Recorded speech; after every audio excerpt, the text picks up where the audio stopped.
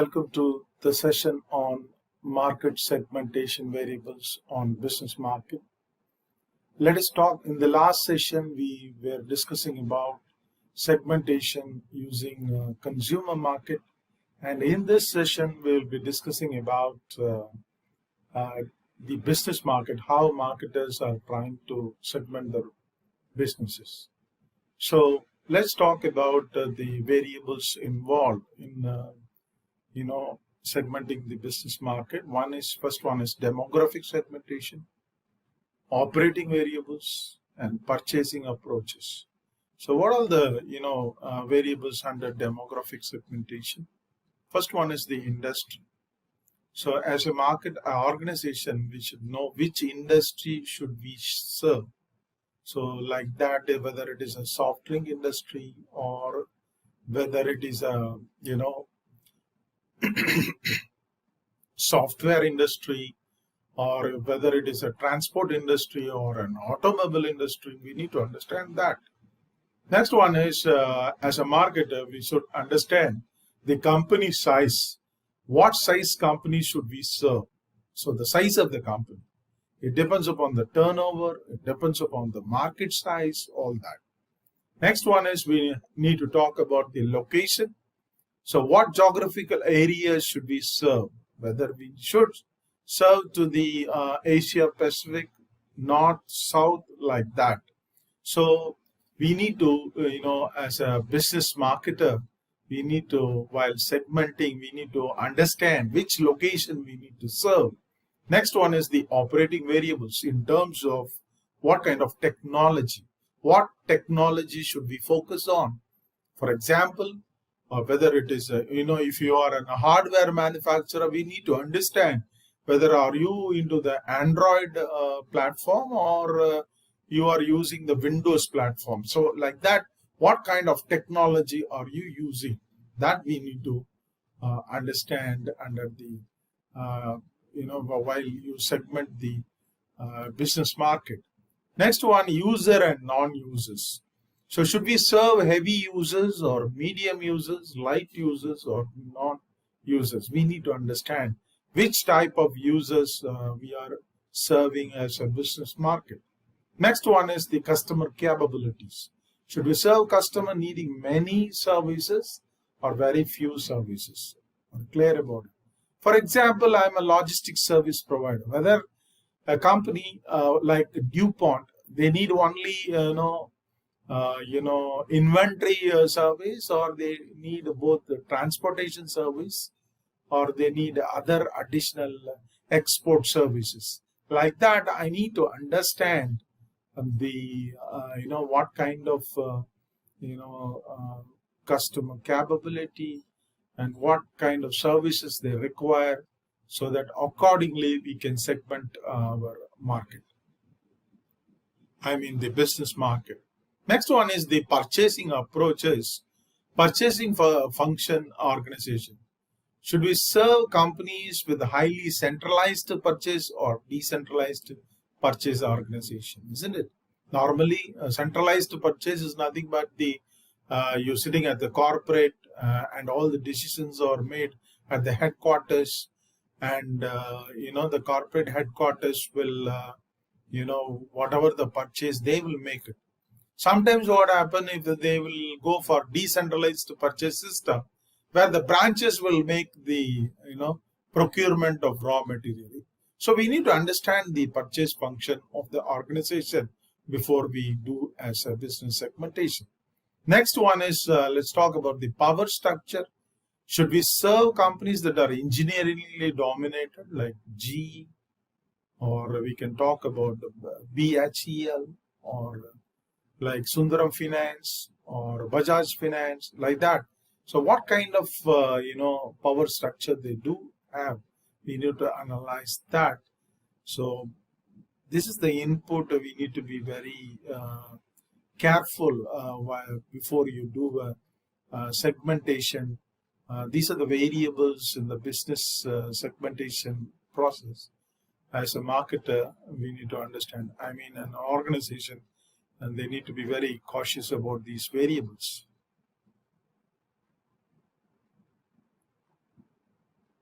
The next one is about the segmenting the international market. Again, geographic segmentation. I said the continent-wise and the region-wise, like Asia Pacific region. I was mentioning this example earlier. Next one is the economic factors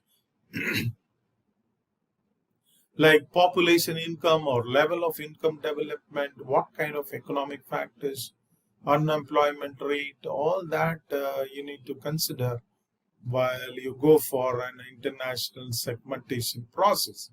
Next one is the political and legal factors. So we have you need to, before you segment the market, you need to talk about you need to consider about the stability of the government and the monetary regulations and the amount of bureaucracy involved with the political, factors.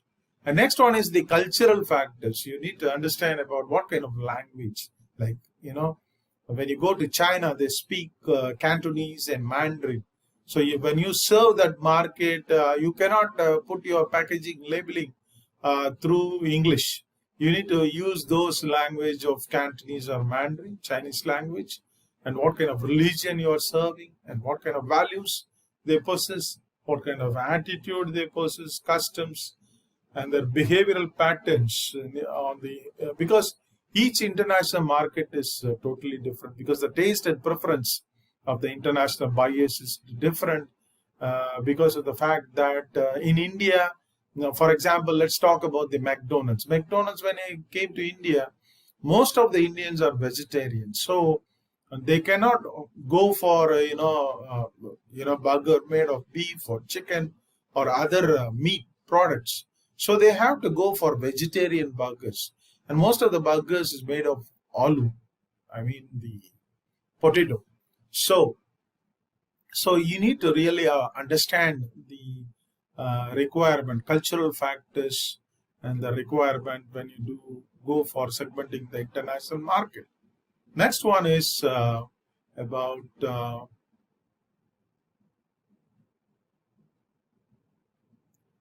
when you do an effective segmentation, what are the requirements for an effective segmentation? A segment should be measurable, that is, the size, purchasing power, profiles of the segment can be measured, and it's also substantial. It means that when you serve that particular segment, it should be large enough to serve that particular segment, and so that you may realize profitability in serving that particular segment. So, and next one is about accessibility. Whether that particular segment can be effectively served or reached, we need to understand the accessibility part. Do we have any kind of constraint in accessing that particular selected segment? We need to understand that. And also, when you talk about differentiable, whether that particular segment is differentiated from the other segments, so that you can have your own differentiation variable employed on that particular segment. So segment must respond differently to different marketing mix element. So each segment, like for example, there are a certain segment which is very price conscious segment. So you need to be very careful whenever you do formulate a pricing strategy. And the next one is actionable. So what is actionable? Must be able to attract and serve the segment by effective programs. So can we able to formulate the promotional and advertisement and marketing programs to that particular segment or not, as required by our organization, as required by our marketing objectives? That we need to really carefully analyze when you do an effective segmentation. And move on to the next one is about target market. So let's talk about target market. What is a target market? Once you choose a segment of consumers which have a homogeneous needs and wants, then you need to target that particular specific segment. So consists of set of buyers who share the needs or that characteristics the company decides to serve.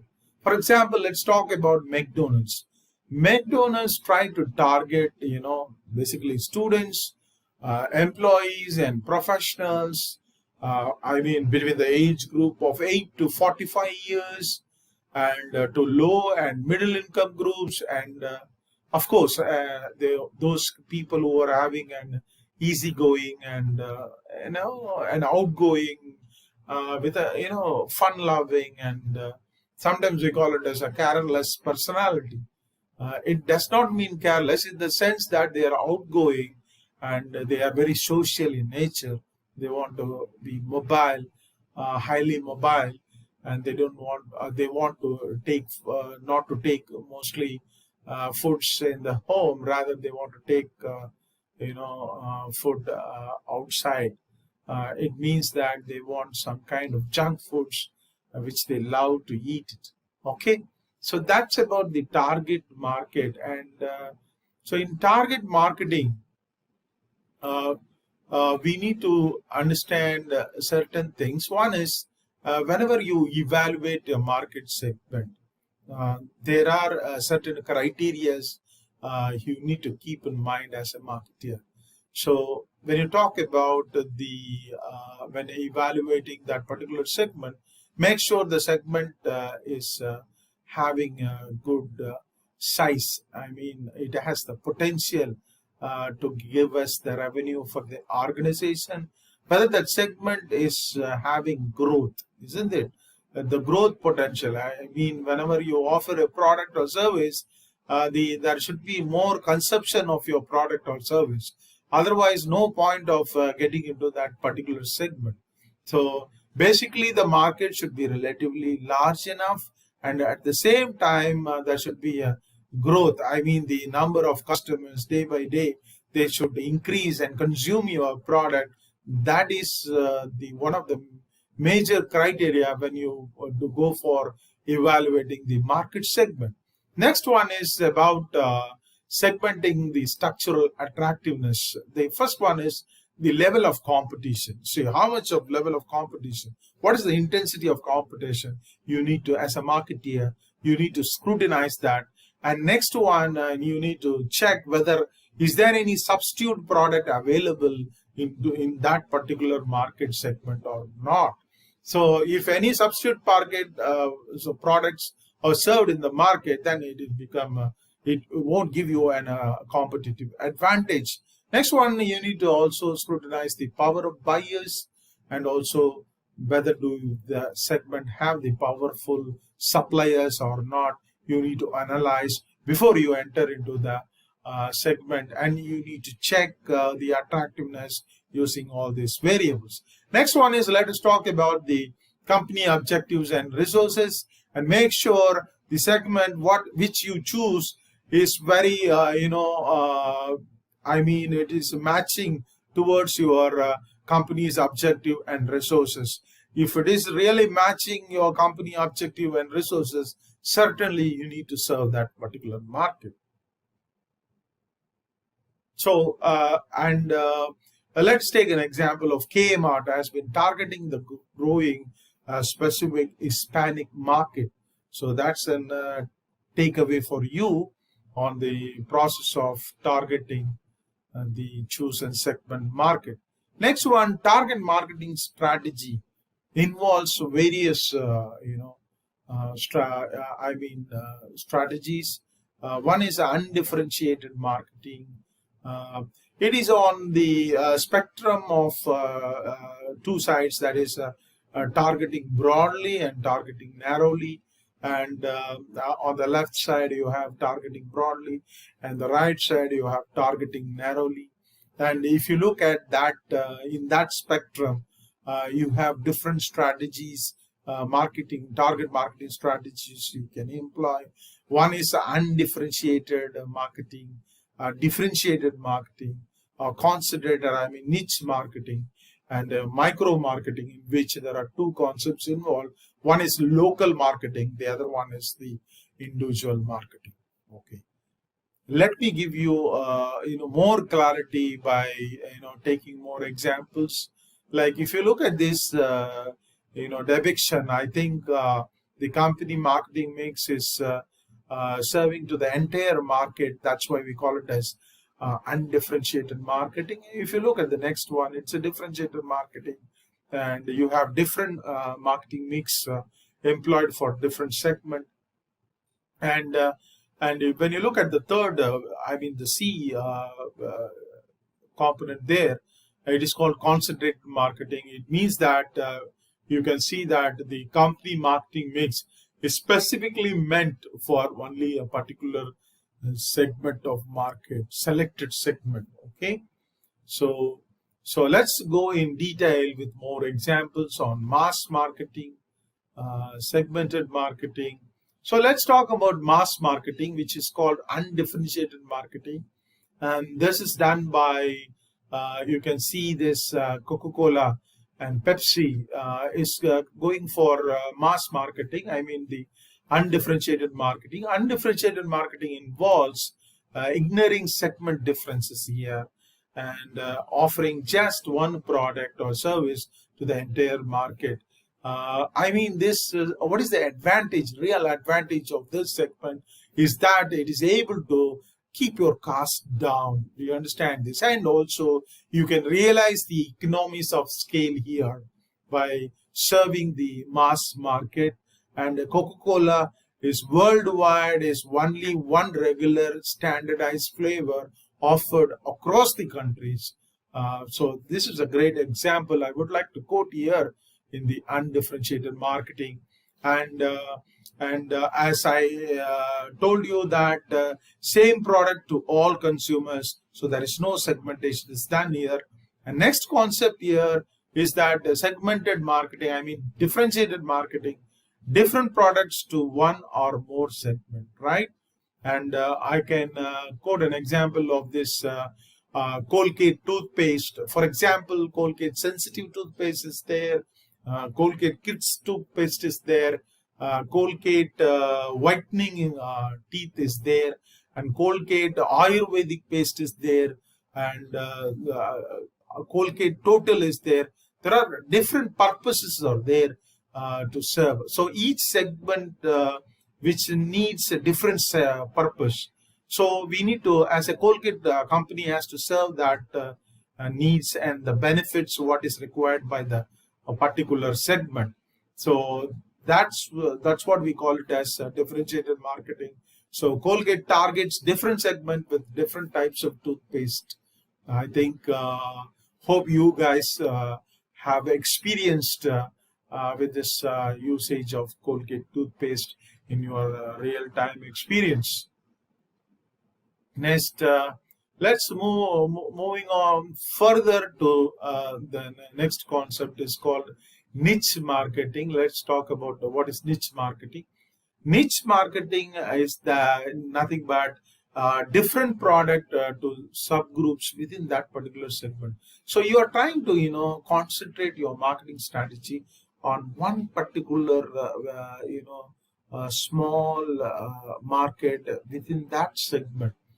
For example, I can quote a lot of examples on this. I think I can quote this one. Eyeball phone is only meant for this particular phone is only meant for because you can see the numbers, which is very large enough. So it is very much used for senior citizens. So niche marketing can be identified by dividing a segment into sub-segment or by defining a group seeking a distinctive mix of benefit. That's what I am trying to say here. Eyeball will be serving to the senior citizens who need great visibility on the numbers which is on the telephone, on the mobile phone. Niches are very fairly small and attract one or few competitors because it's already a niche.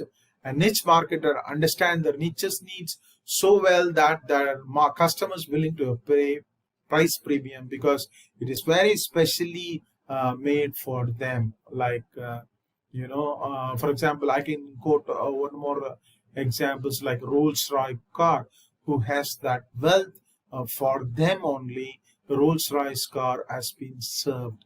Are you clear about it? Hope with these two examples, I think you can able to appreciate the concept of niche marketing. So both small and large companies can practice niche marketing.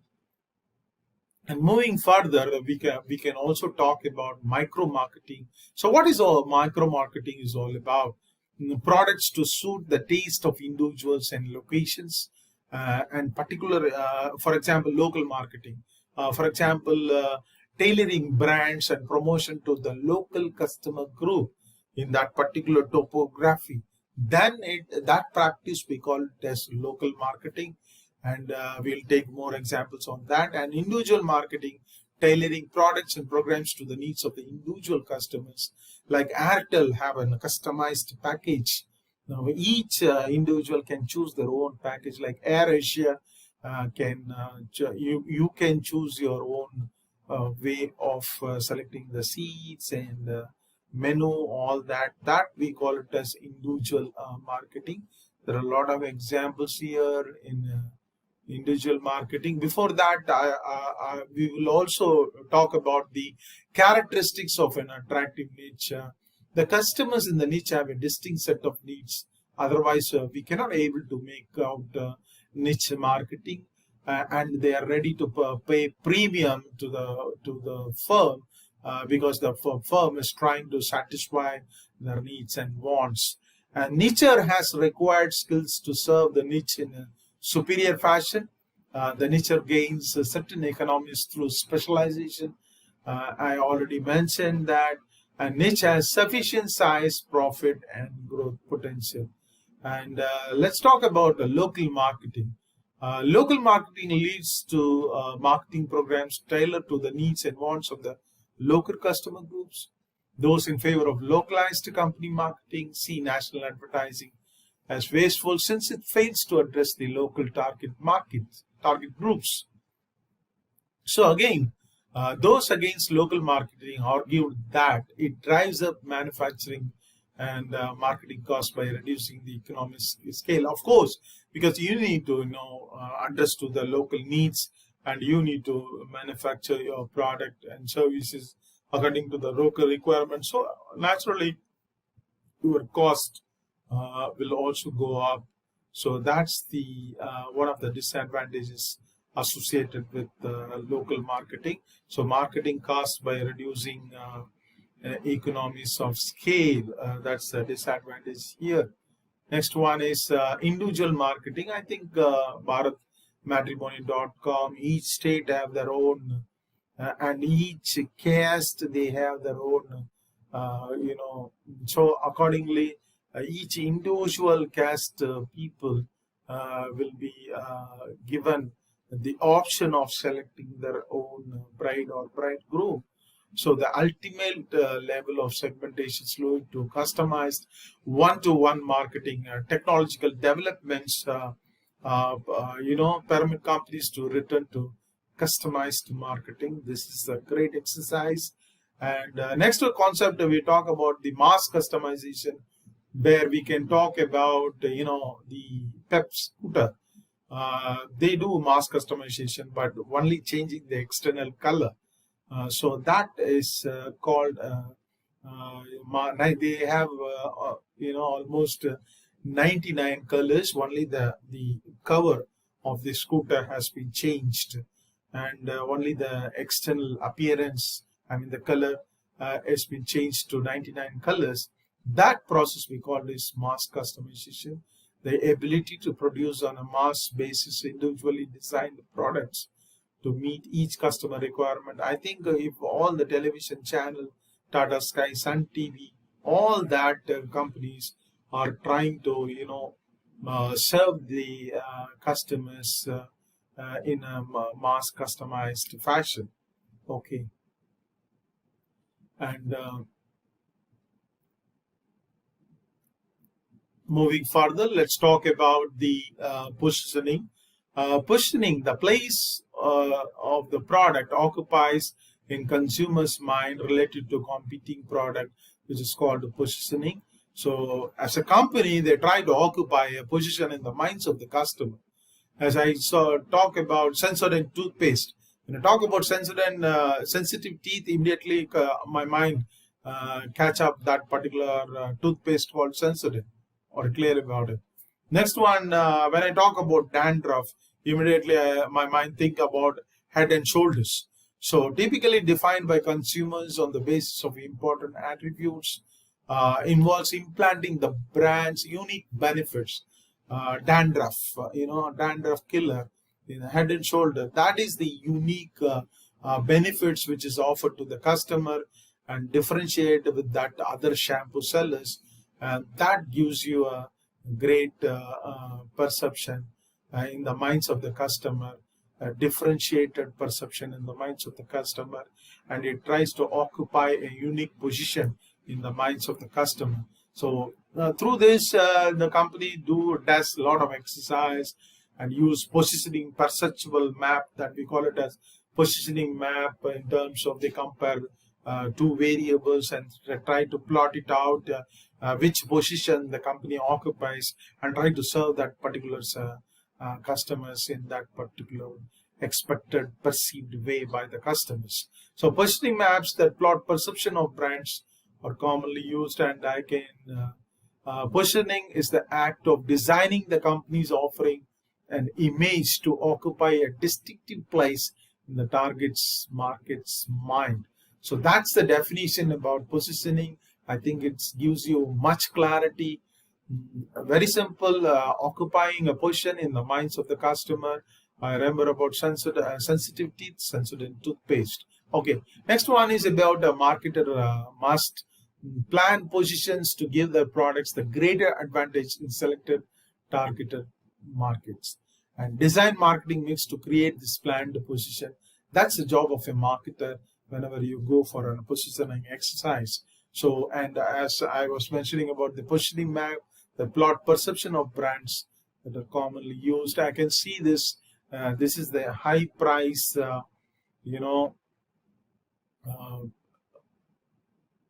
I think you got high price and low quality, high quality, low price, and high price stuff here.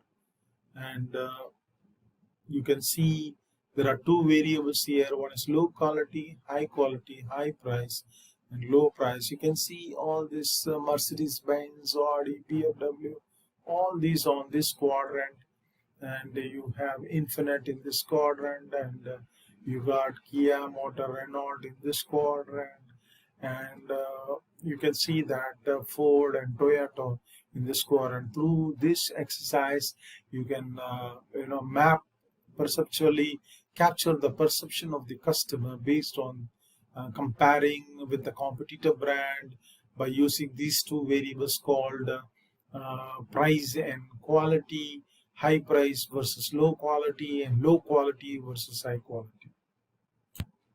And the next one is about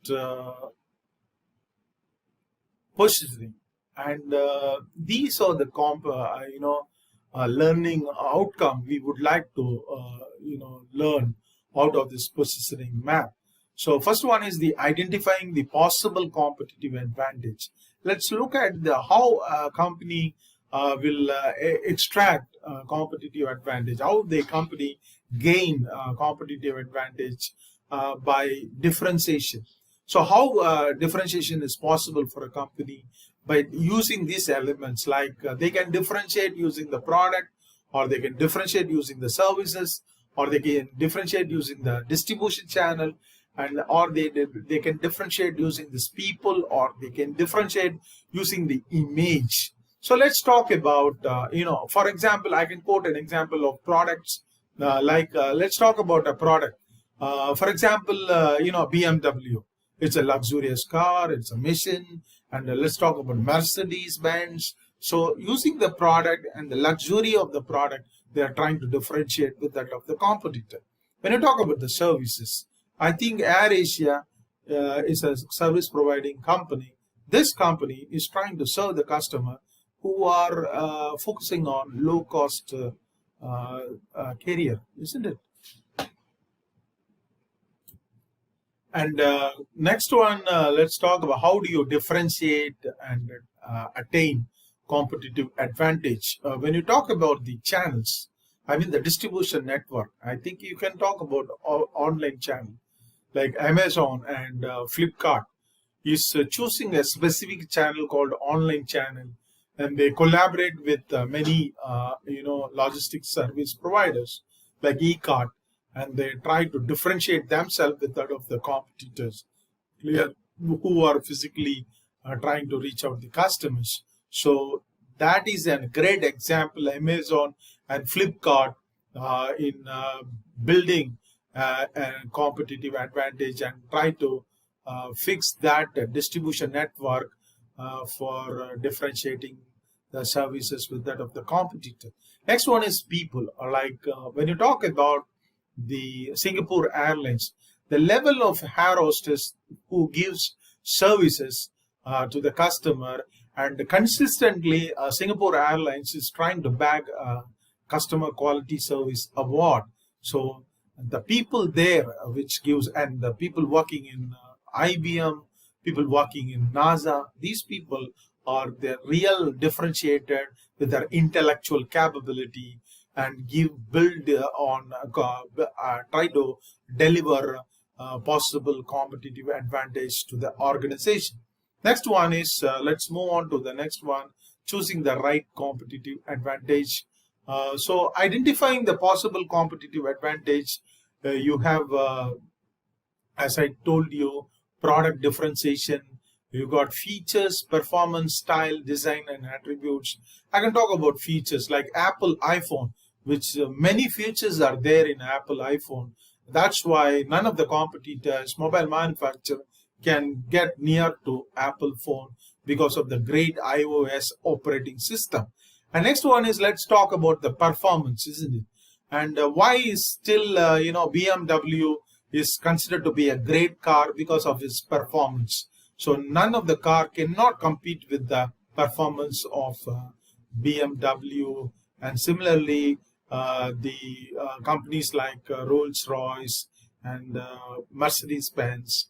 And next one is about the style. So when you talk about the style, a car has been designed with an aerodynamic, style and design. So the style and design will gives you a greater competitive advantage. It gives you greater mileage. And all the motorcycles like heavy, like Harley Davidson, or let's talk about Royal Enfield. All these companies are trying to give you a great design that gives you a product a competitive advantage, and many attributes which also gives you you have, by going for Nivea whitening cream, because that particular attribute in that Nivea cream is really build a competitive advantage for other competitors competing products. Next one is about service differentiation. Next one is about delivery, installation, repair service, customer training service in terms of service differentiation.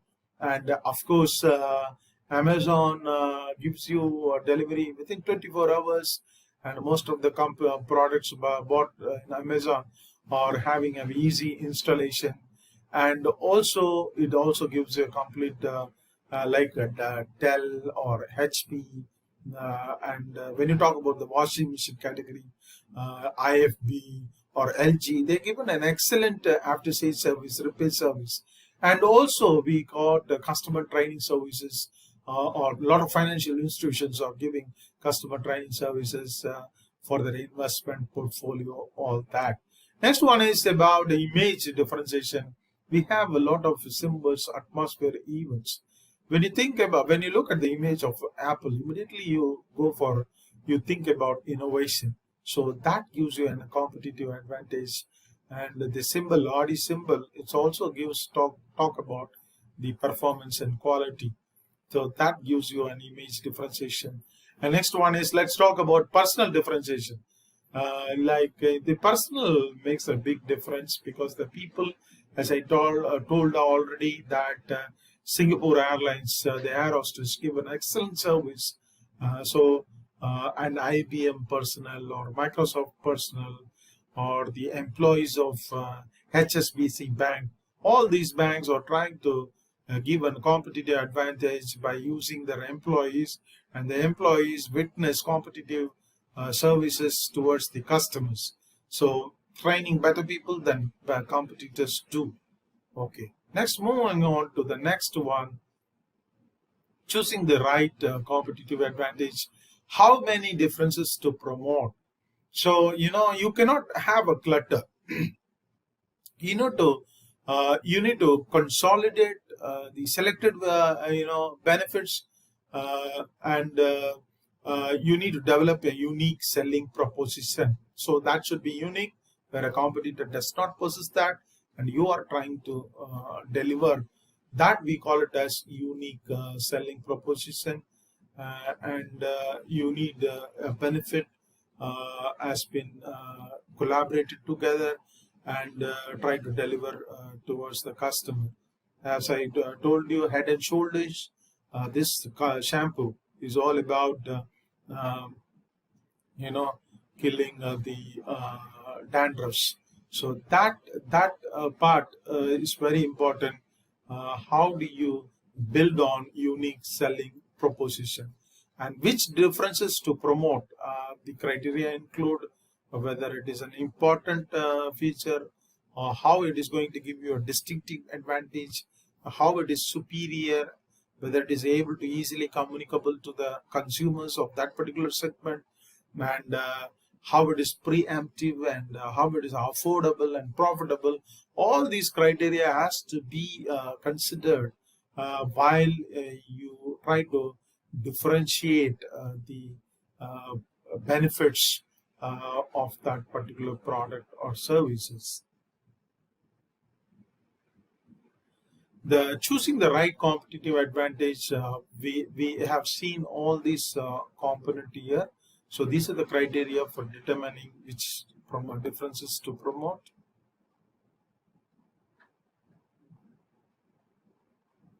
So moving on to the last slide of our session, that choosing a positioning strategy. So what is value proposition represent the full positioning of the brand? So positioning strategy, as I already mentioned, that occupying a position in the minds of the customer. As I was quoting many examples on this. When I think about budgeted airlines, immediately my mind recollect the brand called Air Asia. When I think about my sensitive teeth, immediately I talk about Sensodyne toothpaste. When I think about some cream for my cold, immediately I think about Vicks Vapor Up. So that's the way. When I pick up some headache, immediately I think about a brand name called Amortanjan. So like that, when I think about buying online, immediately my mind go to either Amazon or Flipkart. So you need to be very, very careful in articulating the value proposition by carefully analyzing the consumer perception, and you need to deliver the required marketing mix towards that particular chosen segment. The possible value propositions are, there are different proportions available. One is more for more, that you need to pay more for it, and more for the same, that gives you a competitive advantage. More for less, the same for less, and less for much less. So these are the concepts you need to really understand. So where you strike your balance, whether to strike a balance on more for more, or more for the same, or more for less, the same for less, less for much less. Clear? So I can quote an example of Walmart. Walmart stands more for less, right? So Walmart is considered to be everyday low pricing. So you get more products for less price. So they enjoy the economies of scale. They procure raw material directly from the suppliers, the producers, and they don't. They cut down the intermediary cost, and they pass on those intermediary costs on the heads of the customer. That's the way they position themselves. So I think with this, informations, whatever I given in this session, hope you all understand and appreciate the concept of segmentation, targeting, and positioning. And in other oncoming sessions, we will go in more details, in much more examples we will be discussing, so that we will get fundamental clarity on the course called Marketing Management. Thank you so much.